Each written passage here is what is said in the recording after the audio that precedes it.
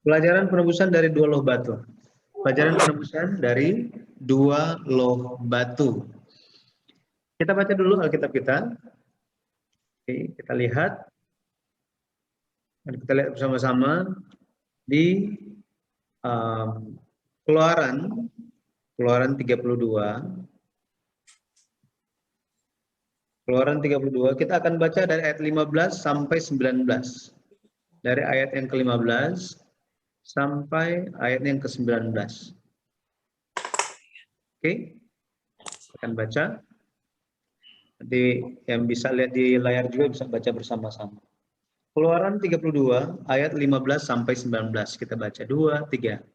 Setelah itu berpalinglah Musa, lalu turun dari gunung dengan kedua loh hukum Allah dalam tangannya.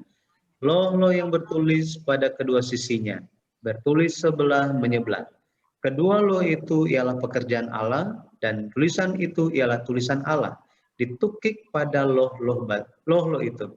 Ketika Yosua mendengar suara bangsa itu bersorak, berkatalah ia kepada Musa, ada bunyi sorak peperangan kedengaran di perkemahan. Tetapi jawab Musa, bukan bunyi nyanyian kemenangan, bukan bunyi nyanyian kekalahan. Bunyi orang menyanyi berbalas-balasan itulah yang kudengar. Ayat 19, dan ketika ia dekat ke perkemahan itu dan melihat anak lembu dan melihat orang menari-nari, maka bangkitlah amarah Musa, dilemparkannya lah kedua loh itu dari tangannya, dan dipecahkannya pada kaki gunung itu. Amin. Ini adalah firman Tuhan.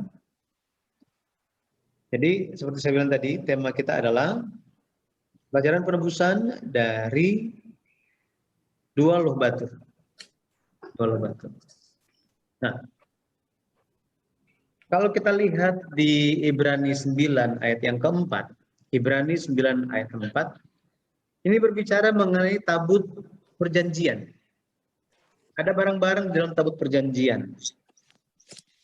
Kalau kita baca, Ibrani 4 ayat 9 dikatakan, di situ terdapat mezbah pembakaran ukupan dari emas dan tabut perjanjian, yang seluruhnya disalut dengan emas. Di dalam tabut perjanjian itu tersimpan, nah ini, buli-buli emas berisi mana, tongkat Harun yang pernah bertunas, dan loh batu yang bertuliskan perjanjian. Jadi ada tiga hal ya, ada tiga hal. Ini yang pertama, kalau kita lihat, ini yang pertama, buli-buli emas berisi mana. Yang kedua, tongkat Harun yang pernah bertunas, dan yang ketiga adalah loh batu yang bertuliskan perjanjian. Bagian yang ketiga ini, hal yang ketiga ini akan kita bahas bersama-sama. Kita akan melihat makna penebusan di dalam loh batu ini. Kalau kita lihat cara yang paling baik untuk memahami atau mendekatkan pemahaman kita terhadap Alkitab, cara yang paling tepat itu adalah kita menerima, yang pertama kita harus menerima Alkitab apa adanya Alkitab. Betul ya? Harus menerima apa adanya Alkitab. Karena kalau orang nggak menerima Alkitab apa adanya, mereka mau bahas dan mau percaya apa? Betul ya? Saya percaya kita semua bersyukur karena kita bisa percaya Alkitab sebagai firman Tuhan. Ya. Firman Tuhan apa adanya. Itu yang pertama. Makanya ada istilah back to the Bible. Back to the Bible bukan hanya bermakna, oh udah lama nggak baca Alkitab, oh udah lama nggak hidup berdasarkan Alkitab, ya udah sekarang kita balik yuk. Bukan sekedar begitu. Tetapi back to the Bible memiliki makna yang lebih penting dan lebih mendalam dari itu. Artinya apa? Mari kita memiliki iman kepada firman Tuhan yang ada di dalam Alkitab. Mari kita percaya itu sebagai firman dari Tuhan. Mungkin sudah beredar di antara WhatsApp grup gitu ya, mengenai ada satu lagu yang dinyanyikan oleh Gereja Tuhan yang Maha Kuasa. Mengenai bahwa apa? Alkitab menjadi batu sandungan katanya. Pernah dengar? Nggak usah didengarin itu. Ada, saya share di grup itu lagu itu. Ada juga gitu ya. Itu nggak usah di-share itu enggak. Maksudnya Yang penting kita tahu, gitu ya, seperti itu. Itu bahkan rekan saya, ketua STT Hagiasmos Missions, ini yang dia Pak Junior Nathan Silalahi, dia sangat suka sejarah penebusan, makanya saya jadi dosen di sana juga untuk pelajaran mata kuliah Perjanjian Lama. Dia akhirnya membahas mengenai lagu ini, dia kasih penjelasan dia seperti apa gitu dari sisi teologis, gitu ya, supaya orang-orang bisa memahami mengenai hal tersebut. Nanti kalau ibu-ibu itu nanti saya kasih share apa namanya linknya gitu ya. Ini kalau dalam penjelasan teologis seperti apa sih? Bagaimana efek ini, bahayanya lagu ini seperti apa? Baik, jadi Alkitab itu yang pertama kita harus terima sebagai firman Tuhan. Terus semua ketika kita di atas dasar yang pertama ini, maka kita maju kepada hal, kita akan mencari maknanya bagi kita apa? Yang pertama kita harus melihat faktanya dulu. Apa fakta yang ada di dalam konteks firman Tuhan yang sedang kita baca? Dalam hal ini kita akan melihat secara kontekstual, secara apa adanya dulu tentang dua loh batu. Kemudian kita akan menarik mengenai maknanya bagi kita apa. Jadi seperti itu. Nah, kita akan lihat maknanya bagaimana ini hubungannya dengan Yesus Kristus yang akan menggenapi segala perjanjian, kemudian maknanya bagi kita yang hidup di zaman akhir. Baik. Jadi mari kita belajar mengenai fakta-fakta ini terlebih dahulu. Yang pertama kita lihat ukuran dua loh batu. Bisa lihat gambarnya ya. Nah, ini saya ambil dari referensi buku ke-9 seri Sejarah Penebusan. Jadi kita langsung ke buku yang ke-9. Kita baru belajar buku ke-7, tetapi kita lompat ke-9 ya. Bukunya belum ada, tetapi dalam bahasa Indonesia belum ada, tapi kita bahas dulu. Ini juga salah satu hal yang saya kurang tahu. Mungkin ada topik ini juga tentang buku ke-9 gitu ya. Di dalam webinar global yang akan dilaksanakan tanggal 17 sampai 22 Mei. 2 minggu lagi gitu ya. Saya harap ibu-ibu bisa daftar dan ikut, bisa ajak juga rekan-rekan yang lainnya atau ada hamba Tuhan yang kenal. Jadi mengenai kita akan lihat faktanya, ukuran dua loh batu. Yang pertama kita lihat dimensinya. Kita lihat ukuran tabutnya dulu. Ya. Nah, bentuk loh batu itu bukan, kalau kita lihat, coba kalau kita lihat dimensi loh batu, dua loh batu itu bukannya persegi panjang, ya, bukan persegi panjang. Ini boxnya, tetapi loh batunya itu 4 persegi. Ini 4 persegi. Bukan persegi panjang, gitu ya. Kayak di gambar-gambar yang kita lihat-lihat itu, sepertinya kan persegi panjang kan, kayak buku, betul ya. Tetapi sebenarnya itu seperti ini, 4 persegi. Nah, kita lihat kotaknya dulu. Kalau kita lihat di Keluaran 25 ayat 10, Keluaran 25 ayat 10 memberitahukan kita apa? Coba kita lihat ya. Keluaran, kita lihat sama-sama. Keluaran 25 ayat yang ke-10. Keluaran 25 ayat yang ke-10 dikatakan apa? Dikatakan begini, haruslah mereka membuat tabut dari kayu penaga, 2,5 hasta panjangnya, 1,5 hasta lebarnya, dan 1,5 hasta tingginya. Nah, dari ukuran kotaknya kita bisa tahu bahwa itu bukan persegi panjang. Ya, bukan persegi panjang, melainkan persegi 4. Ya, persegi 4, kayak gini. Nah, jadi gambarnya kayak gini, kira-kira kayak gini. Ada kerub di atasnya. Kemudian Jadi dimasukin bukan dari samping dimasukinnya, ya, bukan dari depan tapi dari atas. Jadi ada tutupnya. Ini tutupnya. Oke.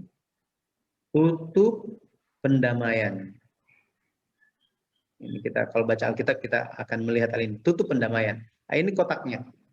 Nah, ini kayu-kayu yang dimasukin ke dalam gelang-gelang ini nih.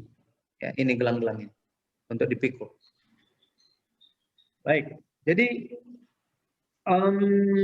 ukuran kalau kita lihat, kalau dua loh batu itu lebih gede ukurannya daripada ukuran tabut perjanjian, maka loh batu nggak bisa masuk kan?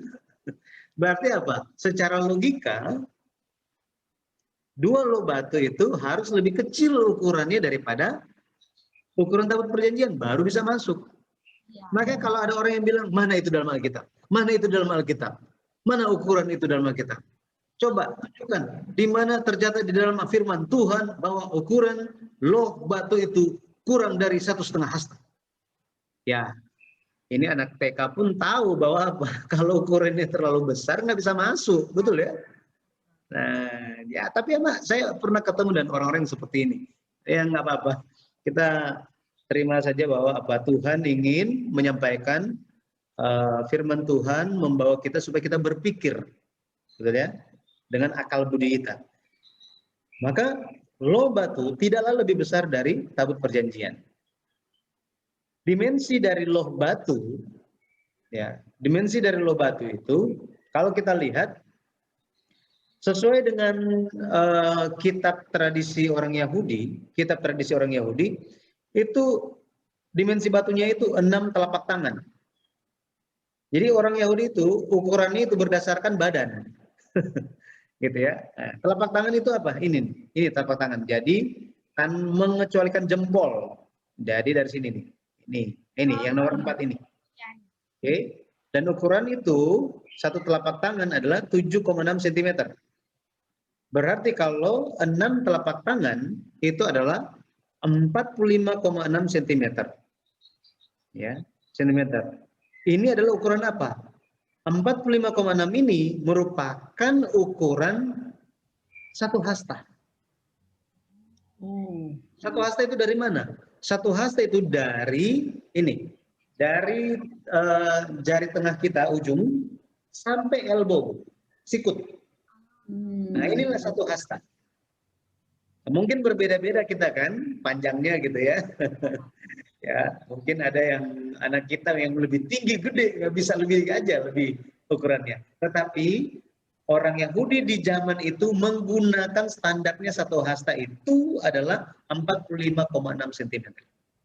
Nah, ini kita dapat gambaran ya, seperti ini. Oke, jadi 1 telapak tangan itu sebenarnya 7,6 cm. 6 telapak tangan maka 6 kali 7,6 cm itu adalah 45,6 cm. Maka 6 telapak tangan sama dengan 1 hasta. Ini, 1 hasta. Jadi menurut Talmud, ya, menurut Talmud, 2 loh batu atau dimensi loh batu itu adalah 1 hasta atau sekitar 45,6 cm. Maka kalau kita lihat itu masuk ke dalam ini ukuran. Ya, kalau kita lihat tadi ini ukuran, kan ukuran ini 1,5 hasta kan, betul ya? 1,5 hasta tingginya, 1,5 hasta lebarnya, berarti masih bisa masuk. Nah, kita menggunakan referensi dari Talmud orang Yahudi, gitu ya. Belum lagi kalau kita lihat, ini bagian depan. Ini saya ambil referensinya dari buku ke-9. Ini bagian depan, bagian belakang. Jadi ditulis sebelah menyebelah, artinya apa? Depan dan belakang itu ditulis, gitu ya, dengan ukurannya 1 hasta kali 1 hasta. Ini mesti dimasukkan ke dalam tabut perjanjian yang ukurannya 1,5 hasta dan panjangnya kalau kita lihat itu 2,5 hasta. 2,5 hasta di sini. Kenapa? Karena ada barang-barang yang harus masuk. Ada 3 barang kan? 2 loh batu, betul ya? 2 loh batu berarti ada 2 kan batunya. kemudian ada buli-buli emas berisi mana, kemudian ada tongkat Harun yang pernah bertunas. Semuanya ini mesti masuk ke dalam tabut perjanjian. Nah, kita bisa bayangkan kan ukurannya seperti ini. Maka panjang tabut perjanjian itu sekitar 1 meter, gitu ya, sekitar 1 meteran. Ya, karena apa? 2,5 hasta kan, 2,5 hasta. Kalau 2,5 hasta berarti 2,5 dikali 45,6 cm, betul ya? Seperti ini. Nah, jadi sekarang kita akan lihat. Jadi kita perlu melihat fakta-fakta ini dulu. Nanti baru kita lihat maknanya apa. Betul ya?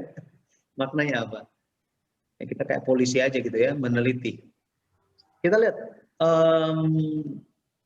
Ada yang, tetapi Talmud juga, ingat ini hanya referensi. Tetapi Talmud itu mengatakan tebalnya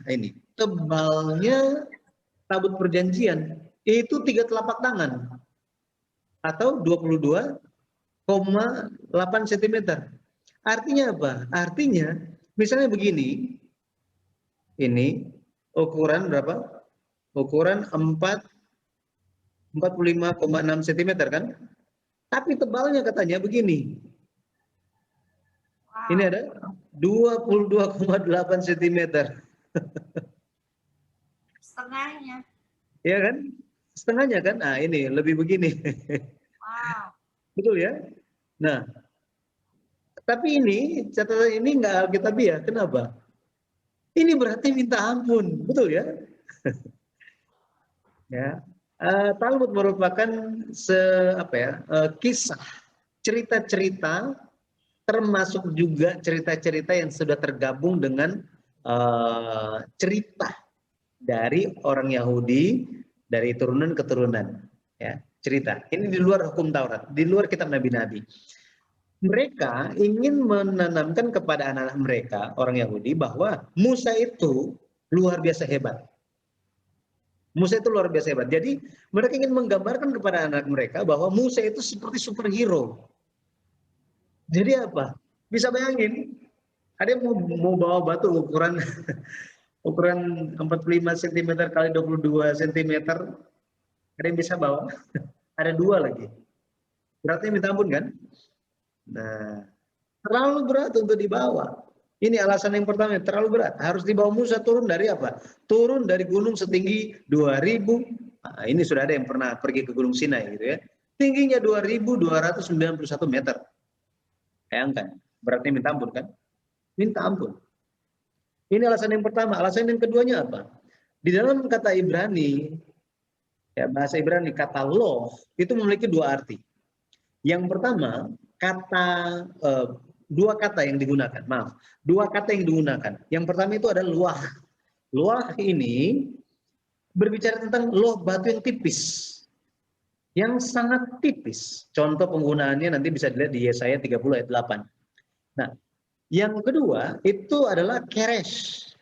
Ya, jadi kalau pertama itu luah, yang kedua itu keresh. Keresh ini bicara tentang batu yang tebalnya itu lebih dari 7,6 cm. Itu ada di Yehezkiel 27 ayat 6. Gitu ya. Contohnya kalau kita marmer yang kita gunakan di dapur, ada ya, meja marmer. Nah, itu kan ada tingginya kan? Betul ya, ada tebalnya gitu, tebalnya. Jadi ada yang tebal banget sampai lebih dari 7 cm. Tapi ini bahasa yang digunakan adalah keresh. Nah, yang digunakan untuk loh batu yang ditulis perjanjian Tuhan, 10 perintah Tuhan, itu kata yang digunakan adalah luah. Luah. Makanya ini bicara tentang loh batu yang sangat tipis. Saking tipisnya, kalau kita baca di Keluaran 32 ayat 19, dikatakan apa? Ya, dikatakan ketika ia dekat, Musa, bangkitlah amarah Musa, kemudian apa? Dilemparkannya lah kedua luah ini, luah batu yang tipis dari tangannya dan dipecahkannya pada kaki gunung. Kata dipecahkan di sini, ini adalah syabar. Syabar artinya hancur berkeping-keping, hancur total. Bayangkan kalau misalnya itu ukurannya 45 cm kali 22 cm. Nggak bisa. Kita banting, itu hanya akan terbelah berapa? Apakah akan berkeping-keping? Yang ada cuma apa? Blok. Retak mungkin ya, sedikit retak ya. Nah ini, jadi kenapa kita perlu belajar seperti ini? Karena ada maknanya bagi kita. Oke? Nah, tolong tetap bersabar dengan pelajaran-pelajaran yang seperti ini ya. Karena kita harus lewat fakta dulu, lihat apa adanya, baru kita menarik kesimpulan dari hal tersebut. Nah, sekarang yang berikutnya kita akan lihat, kita sudah lihat dimensinya, betul ya? Kita sudah lihat dimensinya. Sekarang kita akan lihat bersama-sama mengenai cara firman Tuhan itu ditulis. Dikatakan ditulis sebelah menyebelah atau kedua sisi.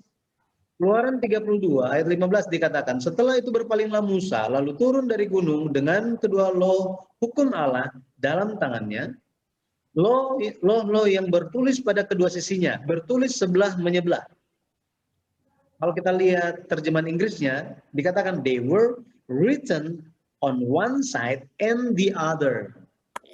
Berarti di sisi yang sebelah sini, kemudian di sebelahnya lagi. Ya, kalau kita lihat sebelah menyebelah ya, mungkin sebelah menyebelahnya itu ya kiri dan kanan, betul ya? Mungkin ada orang yang bisa memahami seperti itu. Akan tetapi dikatakan apa? Ditulisnya di sisi yang satu dan di sisi yang lain. Berarti apa? Bolak-balik kalau misalnya kita fotokopi. Gitu ya. Ada fotokopi bolak-balik kan? Nah, ditulis di depan di belakang. Kenapa? Ditulis depan dan belakang artinya dua loh batu atau dua loh batu berisi perjanjian itu sudah penuh, sudah lengkap, tidak perlu ditulis lagi, tidak perlu ditambahkan lagi. Kenapa? Karena firman-Nya sudah sempurna. Ini luar biasa, luar biasa. Kenapa? Karena mengenai hal ini, Alkitab, di bagian Alkitab yang lain juga berkata bahwa ada ada juga buku yang ditulis sampai apa? Sudah penuh. Sebelah menyebelah. Sebelah menyebelah. Coba kita lihat. Oke, kita lihat. Kalau kita lihat di sini, coba kita lihat Wahyu 5 ayat 1. Wahyu 5 ayat 1. Wahyu, ini referensinya kita akan lihat, 5 ayat 1. Dikatakan bagaimana? Wahyu 5, kita lihat.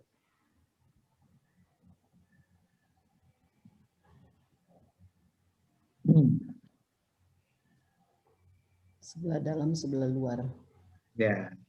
Wahyu 5 ayat 1. Coba kita lihat sama-sama. Oke, Wahyu 5 ayat 1 dikatakan begini.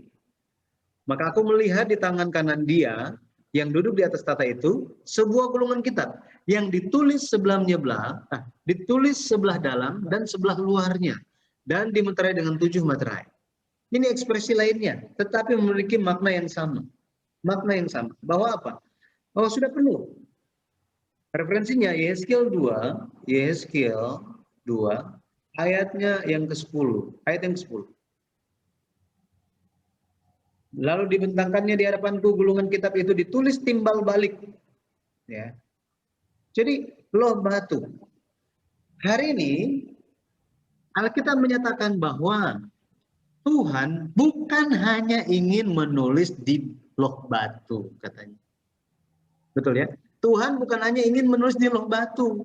Kenapa? Karena kalau tulis di loh batunya hilang lenyap, manusia nggak bisa lihat lagi. Jadi firman Tuhan bilang apa? Bilang apa? Oke. Amsal, kita lihat. Amsal 3 ayat 1. Amsal 3 ayat 1. Dikatakan Amsal 3 ayat 1 bahwa Amsal 3 ayat 1, hai anakku, janganlah engkau melupakan ajaranku, biarlah hatimu memelihara perintahku. Hatimu memelihara perintahku. Kemudian kita lihat pasal 7, Amsal pasal 7, ayatnya yang pertama, dikatakan apa? Sama kan? Hai anakku, berpeganglah pada perkataanku dan simpanlah simpanlah perintahku dalam hatimu. Simpanlah dalam hatimu. Jadi betapa Tuhan menginginkan kita, ya, hati kita itu ditulis firman Tuhan sampai lengkap semuanya. Sampai lengkap semuanya. Ya. Jangan sampai ada yang kurang. Ya. Oke.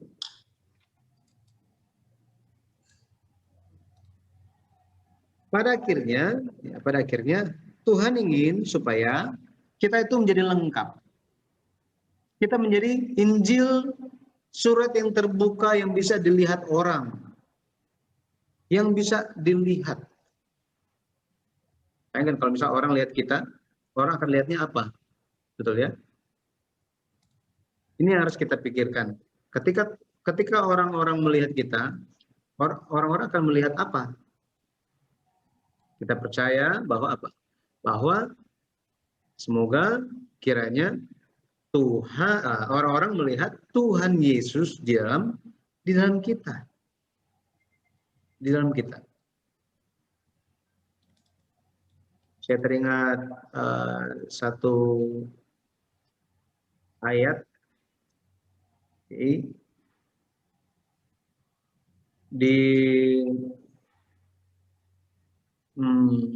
sebentar ya.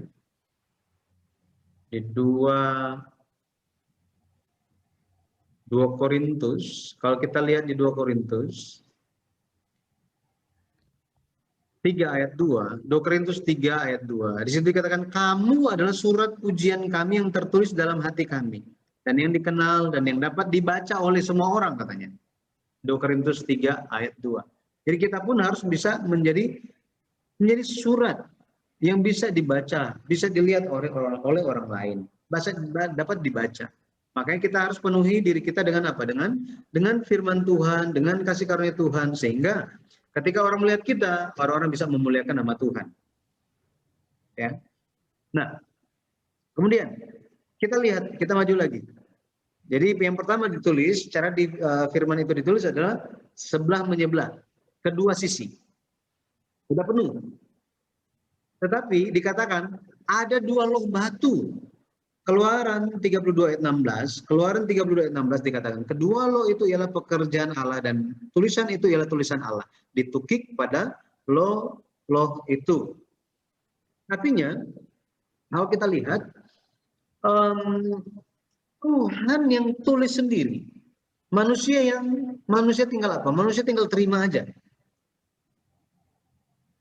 Artinya, perjanjian ini adalah perjanjian yang sepihak.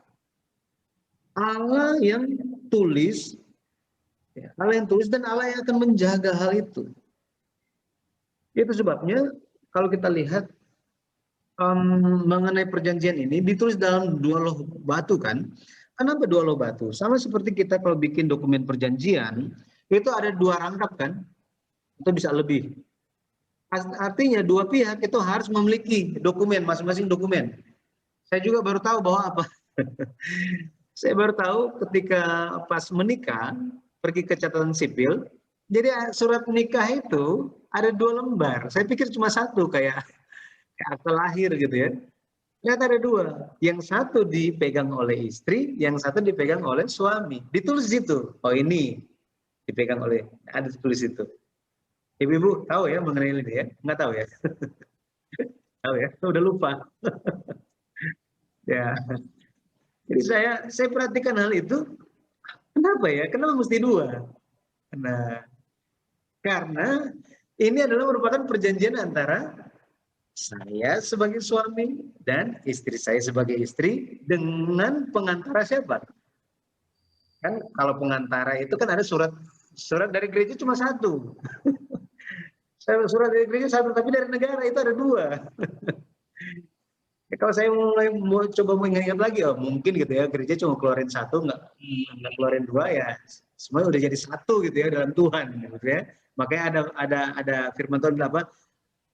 Kali satu lembar gampang putus, dua lembar apalagi masih bisa putus. Kalau kali 3 lembar nggak mudah diputuskan katanya.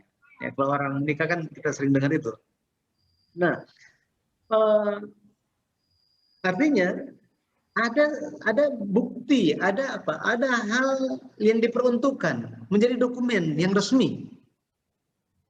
Sama seperti itu, ketika Allah menulis menulis firman pada loh batu, itu ada dua. Ada dua. Satunya untuk dari sisi Allah, satunya dari sisi manusia. Kedua belah pihak ini harus berusaha untuk menjaganya. Harus menjaganya.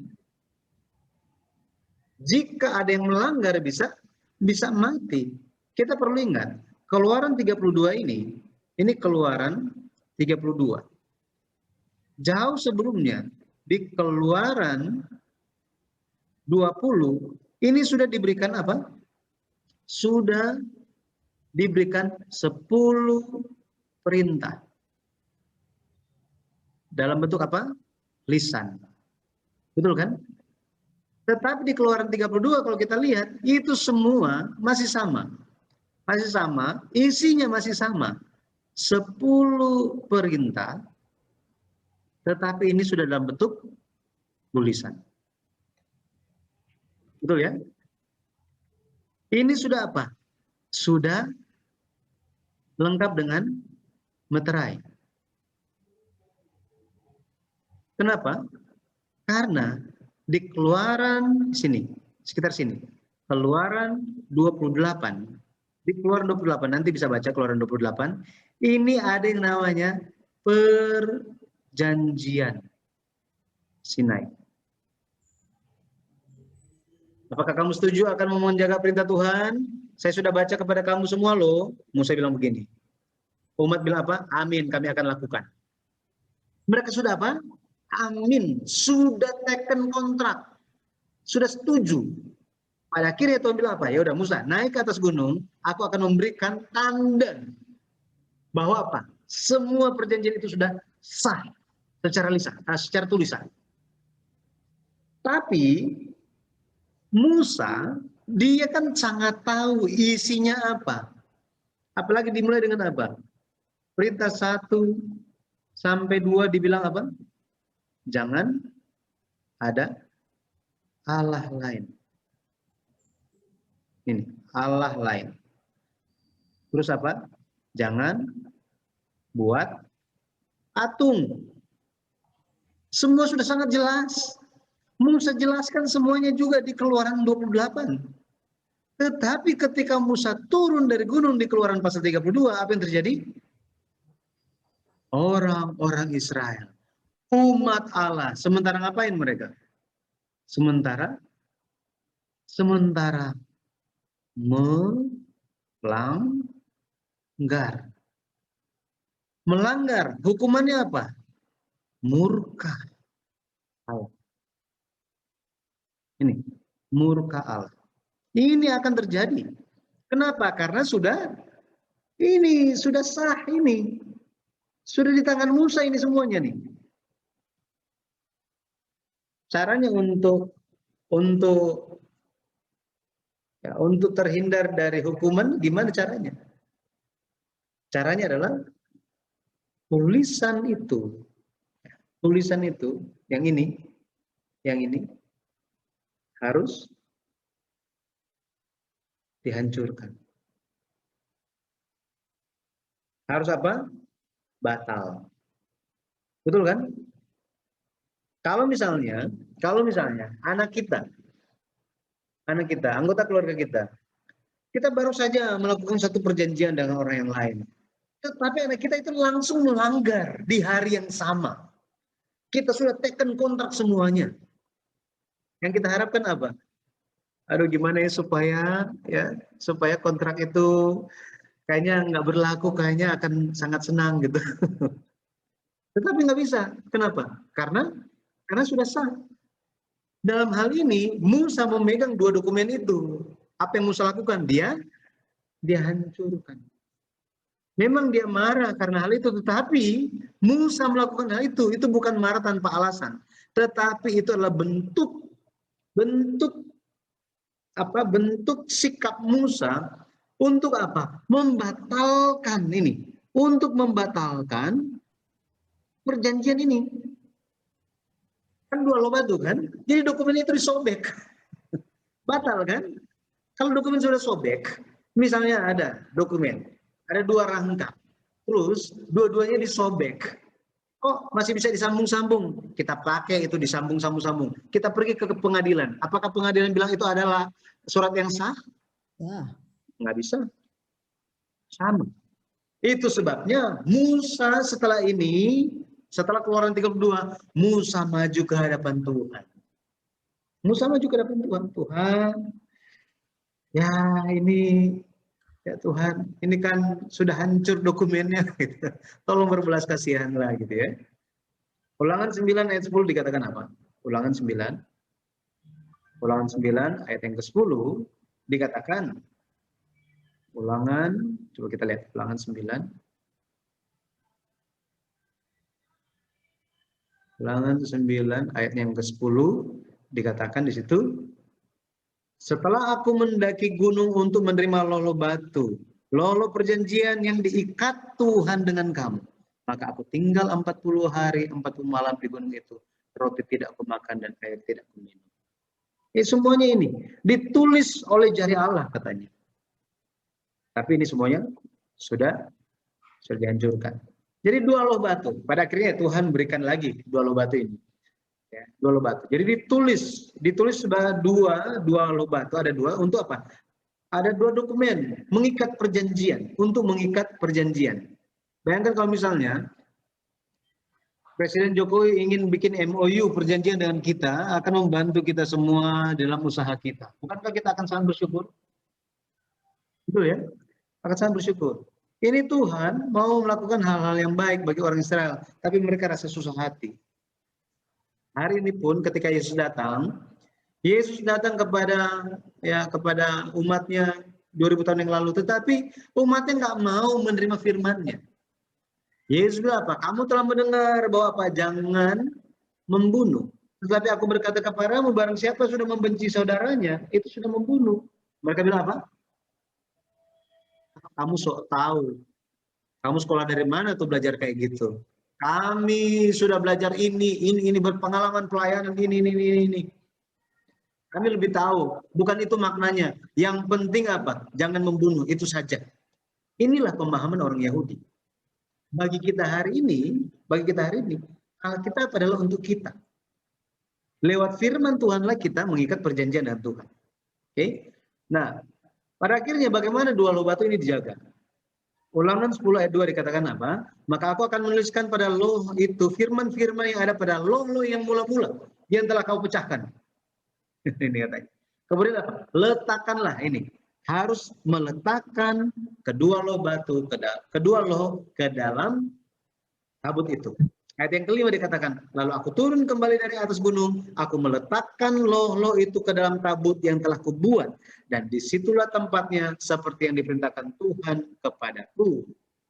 Jadi dua loh batu itu disimpan dalam tabut. Apa maknanya bagi kita? Apa maknanya bagi kita? Makna yang pertama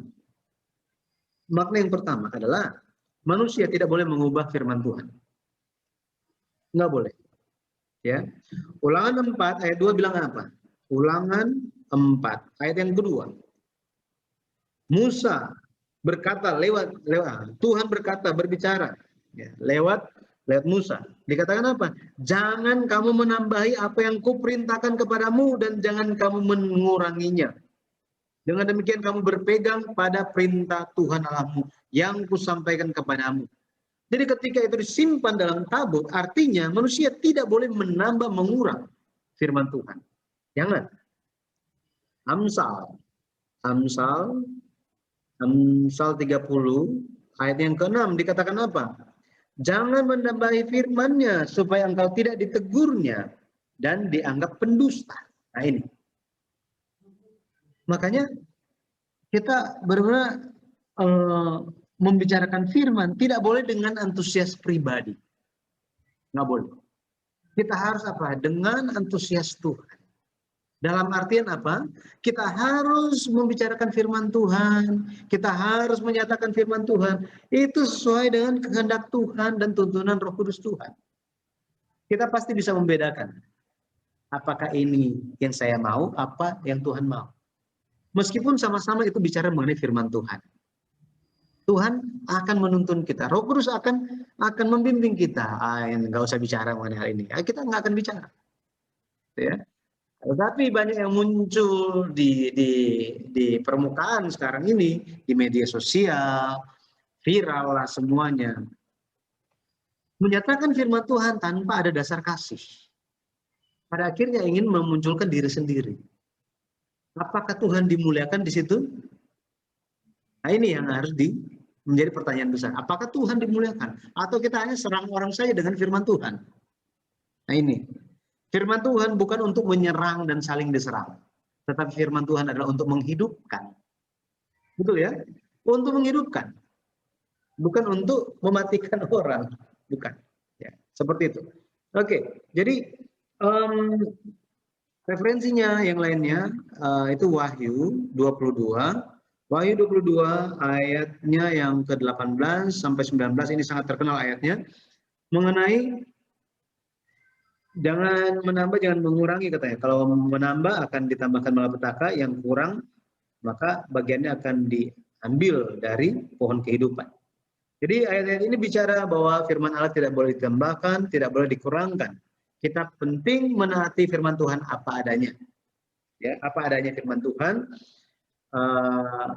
Jadi kita tidak boleh mencampurkan filsafat ini. Filsafat. Nih. Filsafat versus firman Tuhan. Ini kita harus berhati-hati. Ya, jangan sampai filsafat yang keluar. Jadi kita berpegang kepada firman. Kemudian yang kedua, makna dari dua loh batu disimpan dalam tabut. Artinya firman harus dijaga apa adanya. Firman harus dijaga apa adanya. Jadi jangan sampai ketika benih itu ditaburkan, kita hanya biarkan benih itu akhirnya apa? Datang burung dan makan itu, bawa lari. Markus dikatakan apa? Markus 4 ayat 15 dikatakan begini. Orang-orang yang di pinggir jalan, di tempat firman itu ditaburkan, ialah mereka yang mendengar firman, lalu datanglah iblis dan mengambil firman yang baru ditaburkan di dalam mereka. Jadi orang-orang di pinggir jalan katanya. Firman diberikan kepada mereka, tapi mereka cuma lihatin aja gitu. Firman sudah datang kepada mereka, tetapi apa? Mereka tidak mau menghiraukannya. Ini yang terjadi. Kita harus seperti apa? Harus seperti pemazmur yang berkata di Mazmur 119 ayatnya yang ke-11 bahwa apa? Mazmur 119 ayat yang ke-11 dikatakan, dalam hatiku aku menyimpan janjimu supaya aku jangan berdosa terhadap engkau. Harus menyimpan. Artinya apa? Menyembunyikan. Ya, ada waktu kita harus menyatakannya, tetapi ada waktunya juga kita harus sembunyikan. Artinya kita harus menjaga dalam hati kita. Nah, nanti ini dicatat aja, Amsal 2 ayat 1, kemudian Amsal 7 ayat 1 kita sudah baca tadi. Ya, kita perlu menyimpan firman dalam hati kita. Kemudian yang terakhir, kita harus melindungi firman. Maksudnya melindungi ini apa? Arti melindungi firman, bukannya firman itu dalam bahaya terus kita lindungi gitu ya. Bukan seperti itu. Tetapi lebih kepada kita untuk ikut dan lakukan dengan baik dan benar. Ini. Contohnya, kalau kita lihat Nuh, Kejadian 6 ayat 22, di situ dikatakan Nuh melakukan semuanya itu tepat seperti yang diperintahkan Allah kepadanya. Diulang di pasal 7 ayat yang kelima. Nuh melakukan segala yang diperintahkan Tuhan kepadanya. Jadi kita harus bisa melihat bagaimana firman Tuhan itu tidak boleh ditambah dikurang ya, untuk kepentingan siapapun gitu ya. Jadi harus apa adanya, kita harus ikut dan lakukan. Pada akhirnya berkat yang akan diberikan bagi kita jika kita lakukan ini apa? Akan ada berkat. Kita akan menerima kasih Bapa, menerima kasih Bapa. Jika kita melakukan hal ini. Yang kedua, akan dikatakan bahwa Yesus menyatakan diri kepada kita, menyatakan diri pada kita. Dan yang ketiga, berkat yang akan diberikan bagi kita adalah panjang umur. Ini berkatnya. Oke, ada di mana ini? Yohanes 14 ayat 21. Coba kita lihat. Yohanes 14 ayatnya yang ke-21. Dikatakan apa? Yohanes 14 ayat 21. Kita lihat sama-sama. Yohanes 11 ayat 21. Kita baca. Dikatakan apa? Dikatakan begini. Yohanes 14 ayat 21. Barang siapa memegang perintahku dan melakukannya, dialah yang mengasihi aku. Dan barang siapa mengasihi aku, ia akan dikasihi oleh Bapakku. Aku pun akan mengasihi dia. Dan aku akan menyatakan diriku kepadanya. Ini janji Tuhan bagi kita yang percaya. Kemudian, Ulangan 17 ayat 20. Ulangan 17 ayatnya yang ke-20. Coba kita lihat. Ulangan 17 ayatnya yang ke-20. Dikatakan apa di situ? Ulangan 17 ayatnya yang ke-20. Dikatakan begini. Saya baca. Ulangan 17 ayat yang ke-20. Supaya jangan ia tinggi hati terhadap saudara-saudaranya, supaya jangan ia menyimpang dari perintah itu ke kanan atau ke kiri, agar lama ia memerintah, ia dan anak-anaknya di tengah-tengah orang Israel. Ini aturan tentang raja. Ya. Yohanes 8 ayat 51. Yohanes 8 ayat 51. Kita lihat Yohanes 8 ayatnya yang ke-51. Dikatakan apa? Yohanes 8 ayat 51 dikatakan begini. Aku berkata kepadamu, sesungguhnya barang siapa menuruti firman-Ku, ia tidak akan mengalami maut sampai selama-lamanya. Ini bicara mengenai hidup kekal. Panjang umur yang dibicarakan di dalam Alkitab bukan semata-mata oh ya sampai umur 100, sampai 200, 500. Kehidupan di dunia ini mau hidup kekal pun tapi masih sakit-sakit hati, stres, betul ya? Ada banyak kesedihan, ada banyak godaan. Mau hidup selama-lamanya buat apa? Tetapi panjang umur, hidup kekal yang dimaksud di sini adalah hidup kekal yang tanpa air mata. Semuanya apa? Semuanya bersama-sama dengan Tuhan di dalam istirahat yang kekal. Maka pada akhirnya saya berdoa di dalam nama Tuhan Yesus Kristus kita bisa melihat kehendak Tuhan, makna di dalam dua loh batu yang diberikan kepada manusia, kepada orang Israel, dan sekarang diberikan kepada kita. Saya percaya firman Tuhan ini adalah untuk kita masing-masing, untuk keluarga kita juga, sehingga kita bisa menjalani kehidupan yang memuliakan nama Tuhan. Makanya mari kita selalu melihat kehendak Tuhan itu apa dan ikut, berusaha untuk hal itu. Ya. Oh ada di sini pas baca Tuhan apa maksudnya ini buat saya. Mari kita mempelajarinya dan menjadi bagian kita. Jadi kalau misalnya makan gitu ya, makan satu makanan, biarlah itu jadi apa? Menjadi, kalau istilah orang-orang kampung dulu, ya kalau cuma makan snack, mana itu menjadi daging. Itu cuma di kampung saya mungkin ya.